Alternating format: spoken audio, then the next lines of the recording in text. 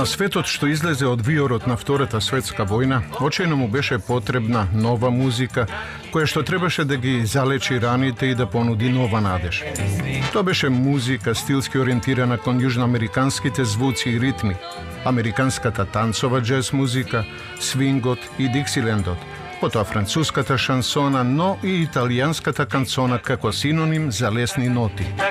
Оваа нова забава за широките народни маси, во оригинална или препеана изведба, најде свое место на матинеата и на игранките, но исто така започна отворено да го диктира модниот тренд на современата популарна музика, феномен на 20 век. Конзументи на ваквиот музички жанр имаше се повеќе, а со тоа се создава и услови за пројавување на автохтони авторски изрази на талентираните инструменталисти, кои ги правеа и првите обиди за создавање македонска забавна мелодија. Секој вечер свиревме на игранки, тогаш беа матиниња, почнува од 12 сатот, сред Белден до 4-5 сатот, до 4-5 сатот мора сите да се бидат дома. Правиме нешто ала Гершвин, ала оно, додека Слободан Николовски то повозрастен, дека децата бегаме ни од Гершвин и тие работи, да почнеме да правиме наше нешто, да се види дека тоа е наше. И така почнавме. Во историските анали останува забележан и пионерскиот запад на Ѓорги Шупов, Мајчо, родум од Беломорска Македонија, кој во 1945 година ја создава песната Цветна долина, која што по неговото преселување во Загреб му ја понудува на тогаш познатиот и популарен Иво Робиќ. За оваа песна се прави нотен запис, аранжман, а истата се издава со препеан текст на српско-хрватски јазик во изведба на Иво Робиќ. Во овој повоен период на преродба на светските културни текови јакни и националната свест за творење на сопствен мајчин јазик. Радио Скопје, прозорецот кон светот за тогашната генерација, својата скромна програма ја обликуваше во најсензибилната форма и единствено можна во тоа време, одење во живо. Денешнава емисија ја посветуваме на македонската забавна музика, на она време кога таа почнуваше да се развива, значи на почетоците на нашата забавна музичка продукција. Во периодот од 1952 до 1954 година на македонската музичка сцена и радиопрограмите се појавуваат и првите професионално ангажирани интерпретатори Велко Трпчевски, а малку потоа и Љупка Апостолова и Томислав Манич, кои на програмата на Радио Скопје токму во една ваква програма во живо се представија како дует со песните Ја сакам, сакам и О љубов, сладок сон во придружба на ритмичкиот секстет. Па јас кога завршив со пеењето 1960 година, останав пак во радиото, затоа што љубовта кон микрофонот ми се чини незаменлива. Останав во радиото како спикер, каде што работам се до денешен ден. Имам уште некои 2,5 години до пензија, така што го продолжив тоа дружење со микрофонот. Македонско радио, Радио Скопје.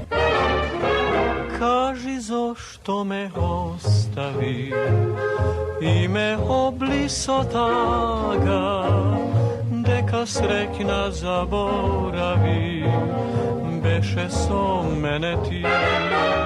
Jovo Veljanovski tokmu v ovoj period go sozdava i tekstот za potom mega popularната во југословенски и балкански рамки "Кажи зошто ме остави", која што Боби Автовски ќе ја сними во 1954 година за програмите на Радио Скопје и која што важи за прва снимена македонска забавна песна. Во 1952 и 1953 имаше потреба Македонското радио да создаде состав и да се продуцира забавна музика преку Радио Скопје. Во тоа време немаше магнетофони и Драган Ѓаконовски Шпато со Слободан Николовски, кој беше уредник на радио, создадоа ритмички секстет кој продуцираше 2 пати неделно уживо на Радио Скопје, секој вторник и секоја недела по 30 минути, во кој свира Мики Асановиќ свиреше саксофон, Драган Ѓаконовски хармоника, Слободан Николовски бас, Ацо Васевски гитара, Труба Чешљаров. Преградка туѓа треперишти, може би мислиш код везен рој загина, попнежат море. Многуми на почетните страници од историјата на македонската забавна музика ги врзуваат токму со името на Драган Ѓаконовски Шпато, исклучително надарен композитор, аранжер, инструменталист, диригент и пред се ентузијаст во областа на музиката. Драган Ѓаконовски, иако бил еден од најдобрите југословенски аранжери во тоа време, во Македонија за жал бил единствен. И сета музика што се создавала во тоа време во Македонија, практично морал да ја аранжира тој. Тоа се разбира била огромна работа. Шпато многу пати не спива по цели ноќи за да може да постигне сето она што било потребно да се аранжира и за потребите на тогашните оркестри, а подоцна од кога дошле и апаратите за снимање на музика во Македонија, а тоа било некаде 1954 година, ги аранжирал сите композиции што се изведувале на Радио Скопје. Ентузијастот Шпато, кој во 1947 година го формираше студентскиот академски џез оркестар наречен Саџо и кој во истата година ја создаде првата македонска џез композиција Тема 1, во 1952 година го формира ритмичкиот секстет на Радио Скопје, во 1956 година забавниот ансамбл на Радио Скопје, кој веќе во 1961 година прераснува во голем танцов оркестар на Радио Телевизија Скопје под негово раководство. Во овие плодни години за развојот на македонската музика, Драган Ѓаконовски Шпато ке создаде над 5000 аранжмани и стотина забавни мелодии, од кои повеќето со вистинска антологиска вредност.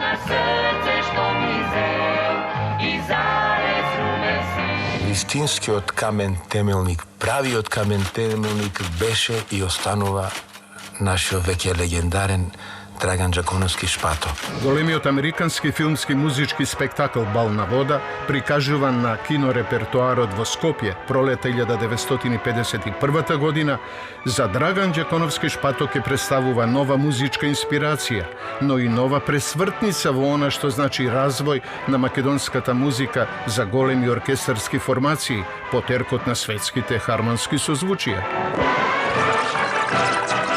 Многу интересна и многу сликовито за способностите на Драган Ѓаконовски Шпато говори и приказната за него и за филмот Бал на вода. Имено Шпато првпат филмот го видел во еден краток престој во Белград и бил навистина фасциниран и дури магепсан од тој филм, кој бил музички филм.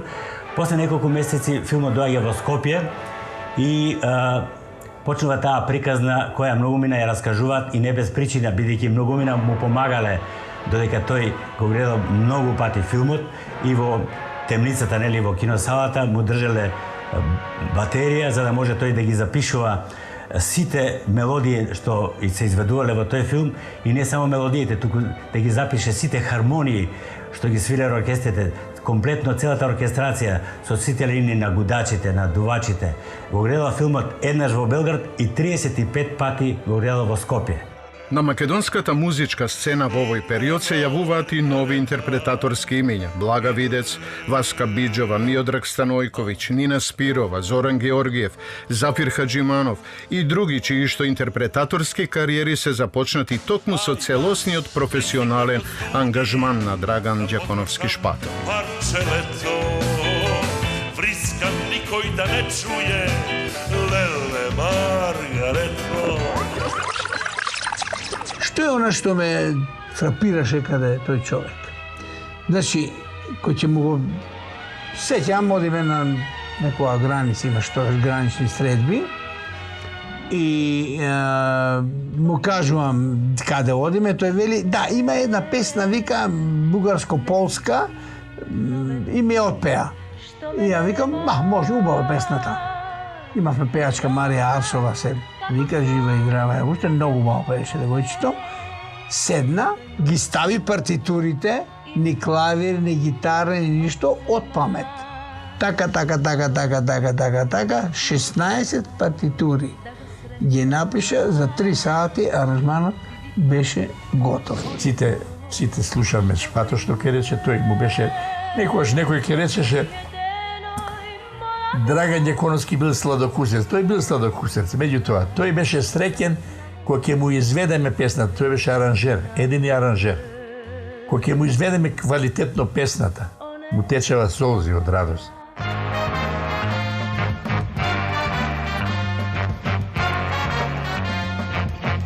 Шпато навистина беше човек кој што живееше, гинеше, се од себе даваше за тоа што беше пред се джез. Но животот пишува романи и еве ги сега мојот син Васил и неговиот син кој исто така го викаат Шпато, направија прекрасен албум трио на кој што Максим Негов свири бас, а Васил клавиатури. Значи клавирски трио беа и на фестивалот во Скопје.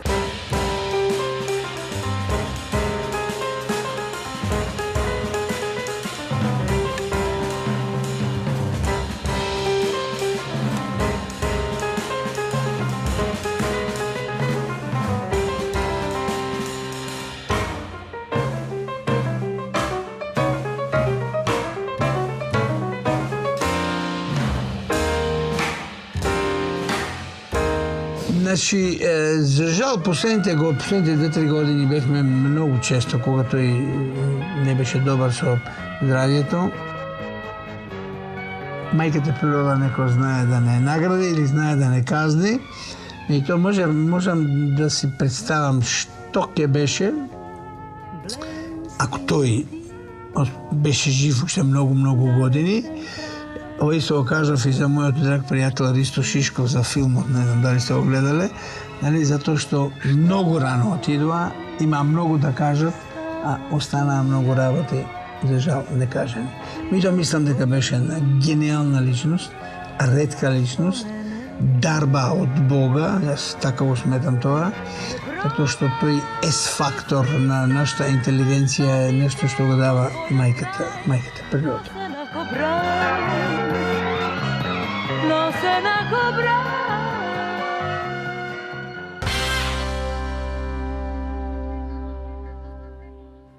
За еден ден, за една ноќ, Копакабана. За еден миг, за еден стих, Копакабана. Не само чуј без тебе не. Се сеќавам на нашиот драг Шпато, кој беше неуморен во дружбата со музичарите, со младите интерпретатори, со своите колеги. Неговиот дом специјално беше секогаш отворен за сите нас. Тој беше и проден, и композитор, и музичар, инструменталист, и диригент, и аранжер, така да ја имав голема чест да другувам до крај на неговиот живот со него и пресреќен сум што запознав една таква личност во Скопје и морам да ви кажам и денеска ми недостасува. Тоа беше искрена душа, поштена, музиката му беше се, ама ете, нема правда, па прерано отиде. Композицијата носи наслов Мојата гитара, автор е Пиджини. Текстот го напиша Божо Софрониевски, а исполнител е Благоја Петров Караѓуле со диригентот Драган Џеконовски. Авторите на пишаниот збор во популарната музика како значаен сегмент на крајниот производ ја носеа одговорноста за песните што остануваат да се паметат или да се заборават.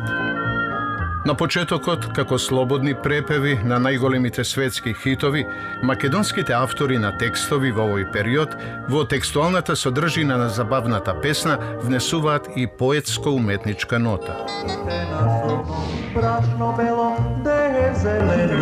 На самиот почеток на 371-та емисија Тригонга, да ви кажам дека покрај редовните содржини нашите топ-листи, за еден од најплодните текстописци во историјата на македонската музика се смета името на Ѓоко Георгиев, доајен на македонското радиоводителство, водител на познатите Тригонга, Микрофонот е ваш, како еден од иницијаторите за востановување на Скопскиот фестивал, кој има создадено над 3000 авторски текстови, како и над 1000 препеви на познати хитови. Тоа беше 5-та или 6-та година од последната на емисијата Тригонга. Таа доживеа 1000 емисии, 20 години. И таа не беше само македонска емисија, не беше само југословенска емисија. Беше, би рекол, балканска, зашто јас тоа го чувствував, преку писмата што се јавува интензивно од цела Јужна Србија, Косово, половина Бугарија, дури во Солун, од Солун добијавме јавувања. Кога почнавме со снимање на забавните мелодии, односно за продуцирање уживо на радио, имавме сиромашен репертуар. Обично странски мелодии се преведува на македонски јазик. Првиот што беше, што ни преведуваше текстовите Слободан Николовски, Божо Софрониевски, а покасно дојде во радио 57-58 година и Ѓоко Георгиев, кој беше голем специјалист и добро ги пишуваше, така да сите наши потреби, дали за домашна мелодија и композиција, дали за странска, тој знаеше да ги напише и често освојуваше и награди на фестивали во бивша Југославија.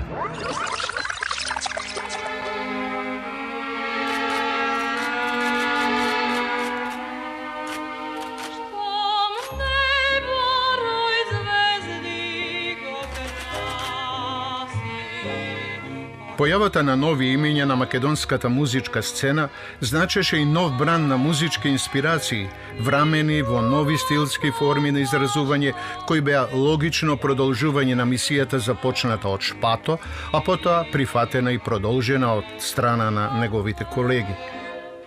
Во јули 1957 година во Белград, на првиот фестивал на југословенската радиодифузија, за прв пат прозвучува и една мелодија отпеана на македонски јазик. На анонимен конкурс, распишан за потребите на фестивалот, Радиотелевизија Скопје ја испраќа композицијата Последна солза на Димитар Масевски, за која што текстот го напиша Ѓоко Георгиев, а во изведба на тогаш популарната оперска дива Аница Зубовиќ.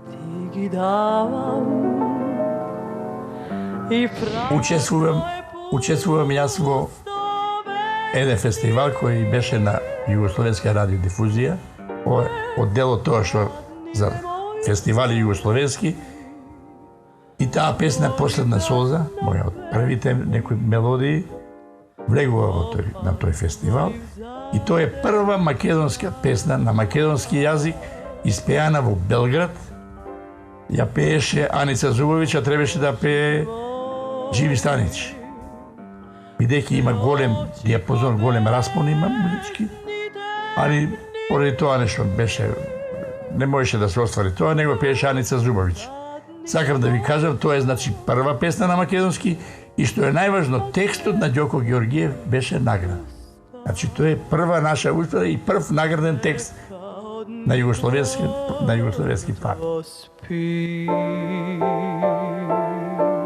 За аранжманот на оваа композиција Драган Ѓаконовски Шпато ја добива првата доделена награда за аранжман во историјата на фестивалот, а Ѓоко Георгиев наградата за текст. По повод изведбата и наградата на Последна солза, еден од најголемите диригенти на тоа време Бојан Адамиќ ке го нарече Шпато генијалец. Подоцна, оваа композиција ќе биде снимена со помал оркестарски ансамбл со кадифениот алт на нашата Блага Видец. Меѓутоа, требаше да се настапи во Белград пред Опатискиот фестивал и ние испративме една композиција на Масевски Последна солза. Чекајте, слушајте се. Првите се, тоа е се уред. И сега, јас сум таму присутен и доваѓа Адамиш дирижира. Оркестар голем и доваѓа Адамиш, излегува наредени штимовите и доваѓа Адамиш. Вика, каде е партитурата? Оркестар с партитура. Јас се дам, нема партитура. Како каде нема партитура? Викам, нема. А кој го пише? Па викам, еден дет, еден момак, еден младич, не го знае тогаш. А како пише? Така вземал прва труба, а вика, он е или голем, или лудак, или е геније. И седиме на вечер така во едно фино, пријатно друштво и Бојан Адамиќ зашпале, вика, ма тај не е обичен човек, тај е генијален човек, вика, или е будала, вика, или е геније. Зашто? И ми кажува случка, деваме аранжман, нели, он вика, аранжман ми е оде глави. А вече треба проба да се прави. Седнува шпале на ова, так, и овај го гледа и не може да се најде Бојан Адамиќ, кој беше име од голем ранг. И го напиша. И кој го дал, вика, па мора да има нека грешка. Не, грешки нема, вика, унатре. Отсвирите, ви ќе видите. И тој, мислам, и чак и доби некоја награда.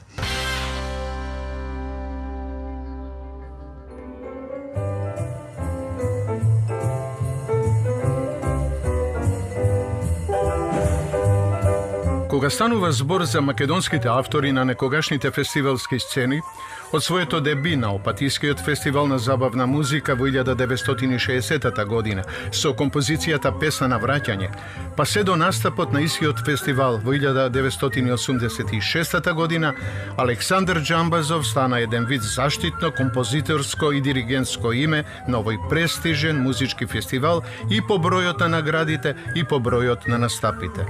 Ти нас собра еден завиден број композиции со кои се представи Опатија и дури еве овој факт дека македонците барем во историјата на досегашните опатиски фестивали најзастапени како автори на музика Александар Џамбазов и Ѓоко Георгиев. Со текстовите. Морам да кажеме дека не сме се договарали, меѓутоа факт е дека Ѓоко Георгиев и Александар Џамбазов се југословенски рекордери по број на текстови и на композиции во Опатија.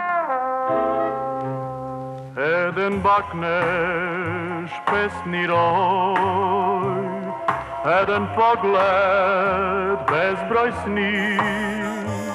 Во 1962 година на Опатискиот фестивал се случува комплетна победа на македонски авторски тим. Имено композицијата Еден бакнеш на Петар Пешев, на стихови на Христо Крстевски, а во аранжман на неповторливиот Шпато, во изведба на Зоран Георгиев, во алтернација на Нина Спирова, ја освојува првата награда од публиката и станува вистински хит препеан на повеќе јазици. Штом го плени љуби ме ти. Се случи 1962 година Опатиски фестивал, кој пред тоа се одржуваше, меѓутоа 62 година бевме одредени од уметничкиот колегиум и редакцијата на Радио Телевизија Скопје да ја застапуваме Македонија на најголемиот фестивал во таа земја тогаш, јас и Нина Спирова. Кога се сеќавам на тоа, кога помислам на тоа време, прво ми доаѓа мојот огромен страв, трема, тешко подношлива. И после тоа наступот беше сигурен и добар, публиката ме прими многу добро, и мене, и Зорана.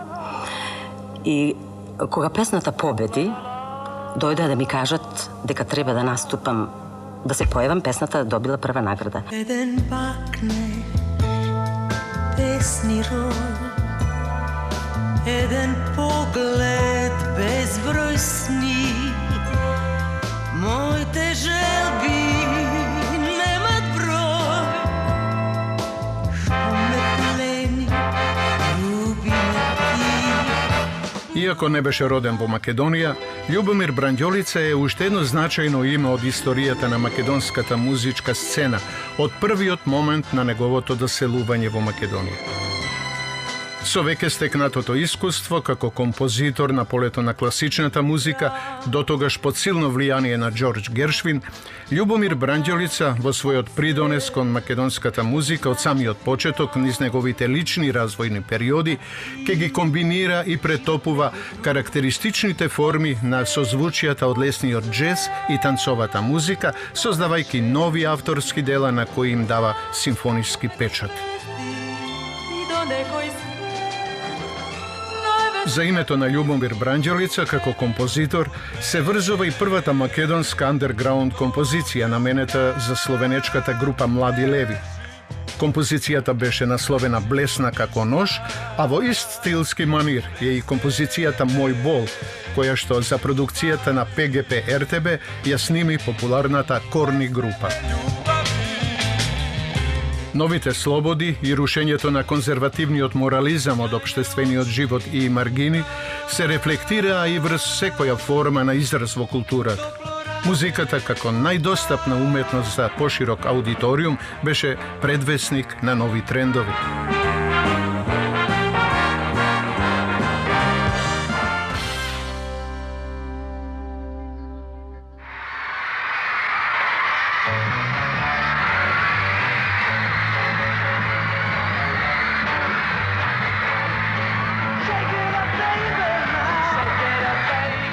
Светот беше соочен со феноменот Битлз и нивната музика, која што остави неизбришлив печат во развојот на светската музика.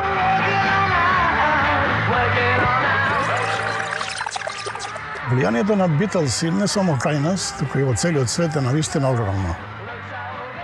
Елвис Пресли не извршил толкова внимание, иако се смета за крал на своето време на рок-н-рол музиката, затоа што Битлси се разликува и во музиката, и во однесувањето, и во се она што се вика прифаќање на младината во тоа време. Битлси, иако почнуваат да свират некаде крајот на 50-тите години, 62 година го издаваат првиот хит.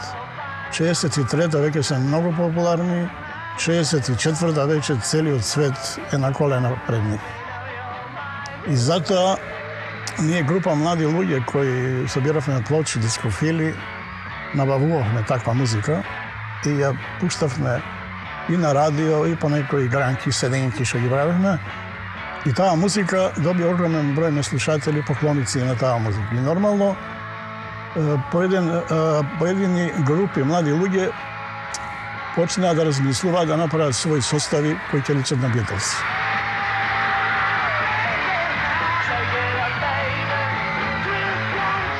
Планетарно прифатлив, овој бит ритам ќе ја инфицира комплетната музичка јавност, оставајќи им сепак слобода и простор на авторските и репродуктивните имиња за сопствен израз во рамки на својот национален музички идиом.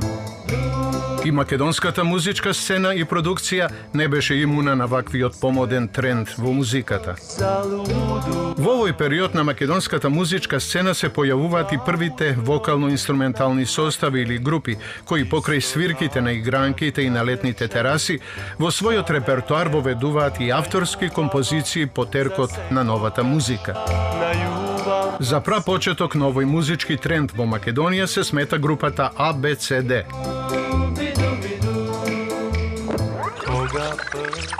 Конкретно во Машката гимназија Цветан Димов постоеше едно силно и подоцна ќе се види значајно музичко движење, центар на мозок, можам да кажам, двигател на тоа музичко движење беше сега за жал покојниот Борче Дашковски, кој што уште на крајот на конкретно 1960 година го оформи квартетот Јуниори, во кој што членуваше и подоцна многу популарниот и познатиот македонски пеvač Зафир Хаджиманов. Околу тој вокален квартет всушност заедно со него работеше и Зоран Георгиев, подоцна исто така познат интерпретатор, а меѓу останатите пееше и Коле Ангеловски, познатиот режисер и артист, Стевче Ацевски, Станче Длака и јас. Подоцна квартетот Јуниори прерасна, можам да кажам, били со оние нормални промени низ времето, прерасна во вокален квартет ABCD, околу кој што почна да се собираат нови млади љубеници на музиката, конкретно пејачи. Освен Зафир Хаджиманов, со нас почна да пее и Љупка Димитровска.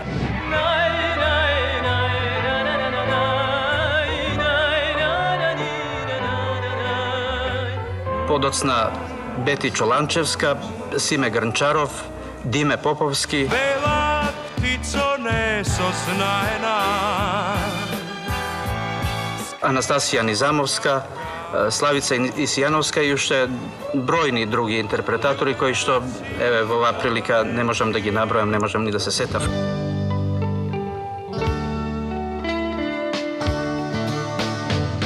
Во групата Бисери членуваат Константин Икономов, соло гитара, Боро Мациев, ритам гитара, Димитар Чемков, ритам гитара, Диме Ѓурев, бас гитара, Боро Лулев, удиралки, Стефан Јаневски, вокал, за потоа со промена да дојде Ѓорги Костадиновски на местото ритам гитара.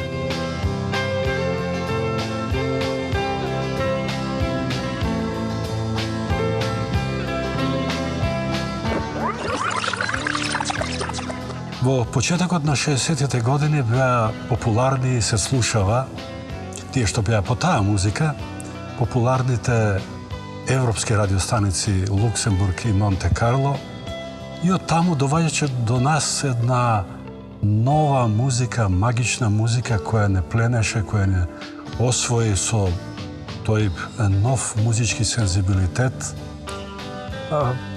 Музика која изведува групи во формација 3 гитари и тапани.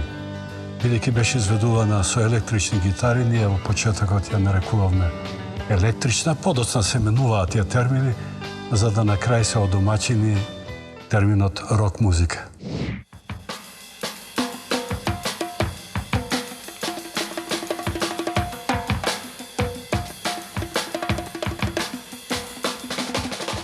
Групата Безимени беше во состав Боро Пејчинов, соло гитара, Станислав Длака, ритам гитара, Ламбе Смилевски, бас гитара и Јове Наумовски, удиралки. Од овие две групи во 1965 година ќе се формираат легендарните Бис-Бес, во чиј состав влегуваат Коце, Циме, Чивчи од Бисери и Ламбе и Станче од Безимени.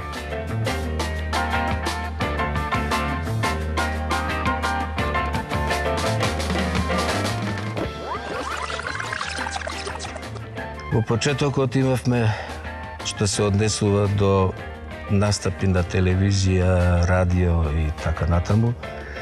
Имавме и некои проблеми, бидејќи нормално дека таа музика што интерпретиравме, голем број на стручњаци од постарата генерација не беше склон на такво размислување да се прифати таков тип на музика, велејќи дека е тоа музика од западниот свет, да не речем капиталистичка и така натаму.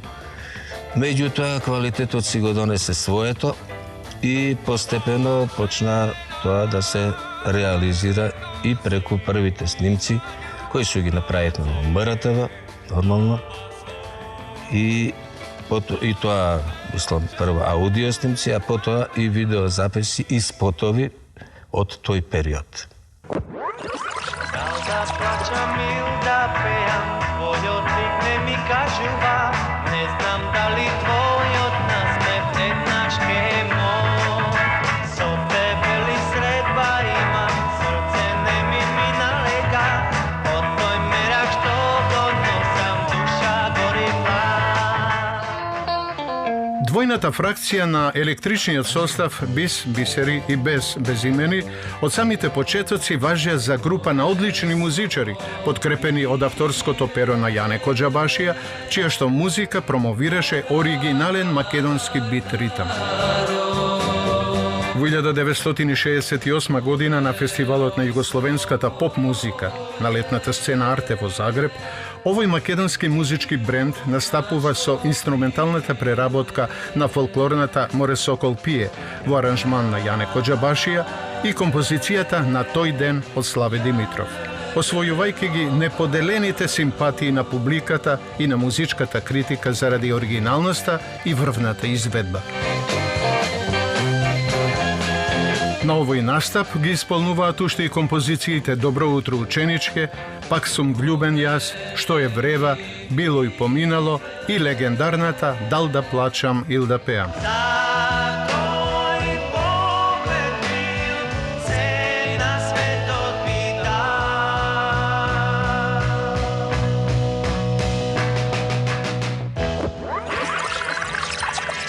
Јас имав среќа подосна да ги запознам сите тие момци од групата Бис и бидејќи им се допаднаа композициите кои што им ги понудив да ги свират, направивме едно дружење прекрасно кое што резултираше со настапот на Загребскиот фестивал во 1971 година.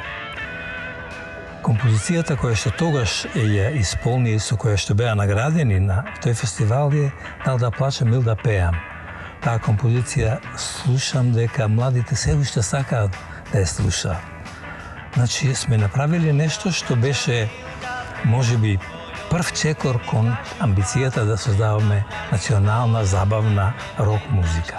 Ова македонска група во алманасите на историски развој на македонската забавна музика ќе остане запаметена и по пионерскиот потфат на полето на телевизиското видеообликување на дел од нивните numери, што за многумина представува со право почеток на ерата на продукција на видеоспотови во Македонија.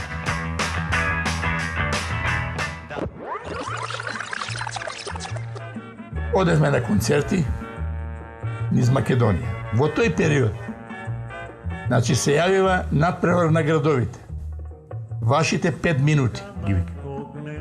Тоа беше, да не речам, потрес на наши луѓе овде. Сите градови учествуваа, надпревар на градовите, на вашите 5 минути.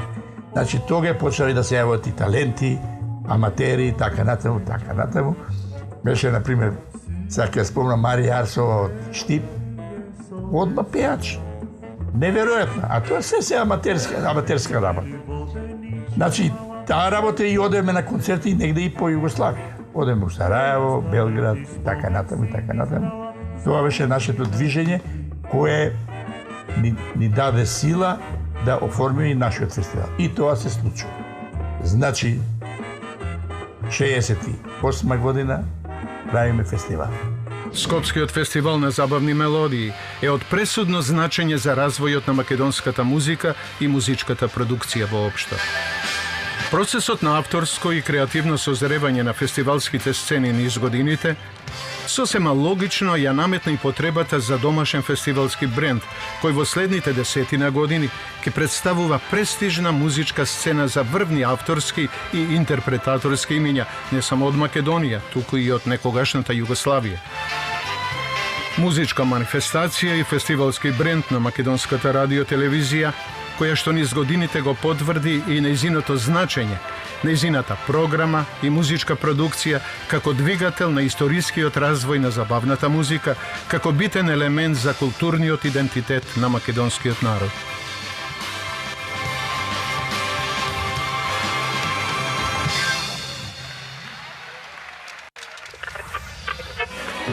Sa